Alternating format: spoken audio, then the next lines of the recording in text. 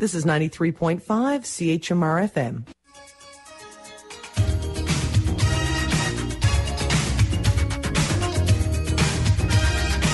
This is Simon Mark Jabroni, and you've tuned in to the heterosexual cavalcade of Uberswank. Stay tuned for a solid hour of awesome Canadian music right here on 93.5 CHMR FM.